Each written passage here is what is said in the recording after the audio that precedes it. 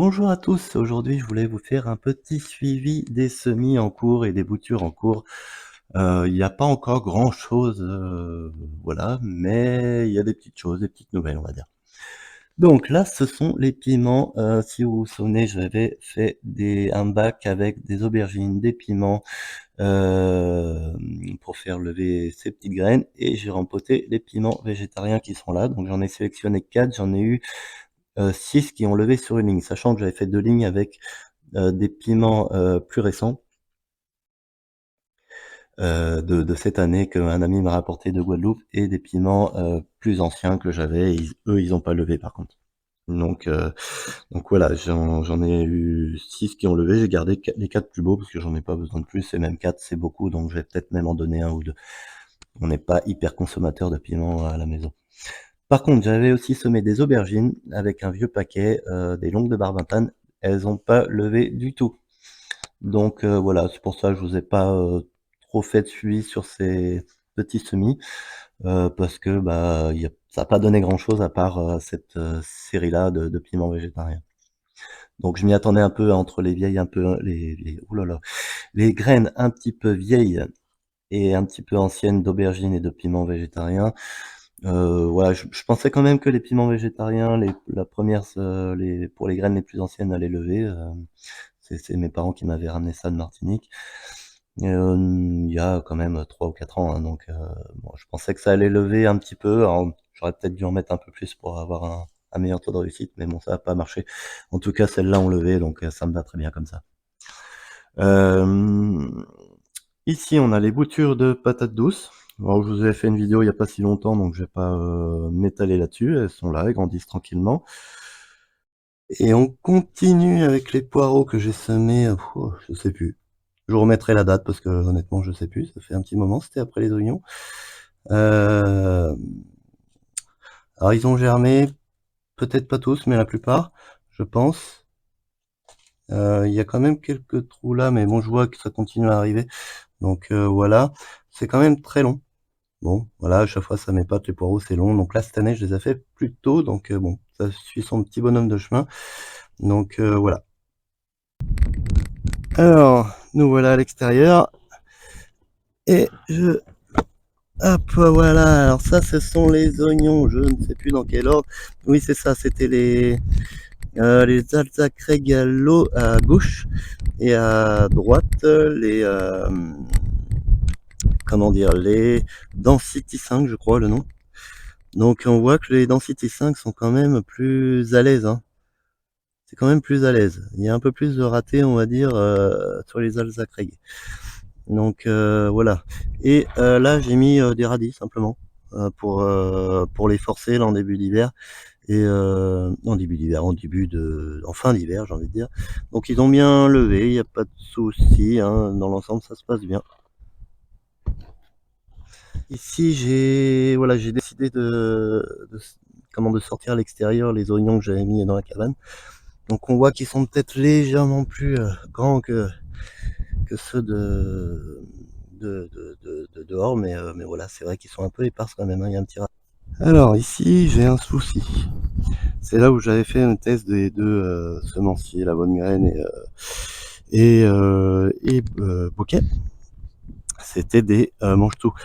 Le souci, c'est qu'il n'arrête pas de pleuvoir depuis je ne sais plus quand, et c'était pas mal inondé, hein. Là, c'est un petit peu évacué, on va dire, mais bon, c'est resté sous l'eau et c'est encore très humide. Oui, la mare est encore pleine, hein. Et c'est très humide et régulièrement inondé, donc c'est souvent, bah, on le voit, hein, regarde, il y a encore plein d'eau. Donc c'est très souvent sous les eaux, on va dire. Donc j'ai peur que mes graines soient complètement moisies. J'ai cru voir une levée à un moment donné, et puis là je vois plus rien du tout. Donc c'est très compliqué à dire. Moi j'ai l'impression que ça va pas lever. J'ai oublié la date je sais plus, ça fait au moins 15 jours, hein. Pour moi ça aurait dû lever déjà. Et puis en plus ça s'est un peu rafraîchi, donc ce qui n'aide pas vraiment. à la levée. Mais bon, c'est pas grave, rien n'est perdu, puisque j'ai un deuxième semis prévu le long de la parcelle là, la suite. Et puis je ferai sûrement un troisième semis là si ça donne rien. Donc voilà, ça je verrai dans le temps. Je vais quand même laisser encore un petit peu de temps. Alors ici j'ai mis des petits pois qui ça s'est un petit peu fait enherber, je vois d'ailleurs. Il y a quelques herbes qui repoussent. Alors ça n'a pas levé, mais par contre j'ai mis ça un peu plus tard que les pois, les mange-tout. Donc les petits pois, ça n'a pas levé, mais pour l'instant ça m'inquiète pas. Ça a été un petit peu inondé aussi, mais quand même un peu moins. Donc et puis j'ai mis ça après, donc ça, voilà. À voir, mais je pense que ça va quand même lever, mais dans le temps, on va dire que ça a été quand même moins sous les eaux, quoi. Donc ça devrait le faire. Mais voilà, il n'y a pas grand chose à dire. Ça, c'est juste pour vous dire que j'ai semé des petits pois en gros. Alors ici, c'est une nouvelle zone à framboisier que j'ai fait cette année. Alors si je viens là, c'est pas pour vous parler des framboisiers, mais plutôt d'un semis que je suis en train de faire de fèves.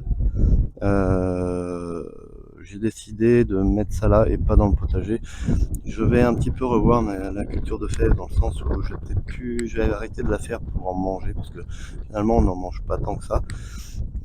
Mais elle est quand même très intéressante pour l'apport d'azote qu'elle apporte, c'est une jolie plante. Et en plus moi ça me sert de plante piège. Donc je l'apprécie quand même pas mal.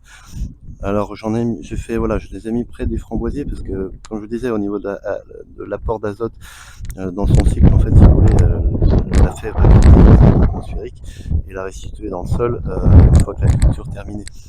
Donc c'est très très intéressant et c'est quand même une plante, la fève et la févrole, la févrole pardon, c'est quand même une plante qui apporte énormément d'azote contrairement aux pois ou aux haricots qui en apportent aussi mais quand même dans une beaucoup moindre mesure. Je vous ferai peut-être un petit topo là-dessus si ça vous intéresse. Mais la févrole, c'est quand même quelque chose de très intéressant, par exemple en engrais vert. On en mange peu.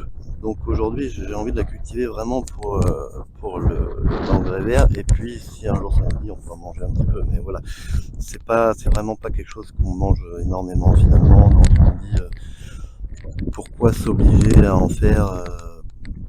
On va dire, il y a les récolter demi-mûrs, enfin voilà, pour les manger. Voilà, on en mange peu.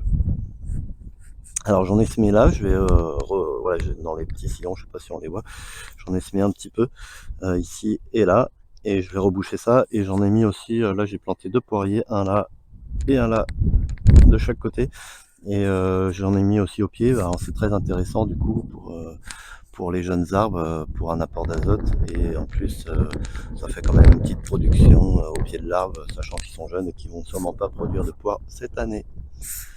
Donc voilà, ça reste une culture intéressante, je trouve, même si on n'en mange pas ou peu, ou pas beaucoup en tout cas. Donc voilà, bah, je crois qu'on arrive au bout de la vidéo, donc je vous remercie d'avoir suivi et à très bientôt.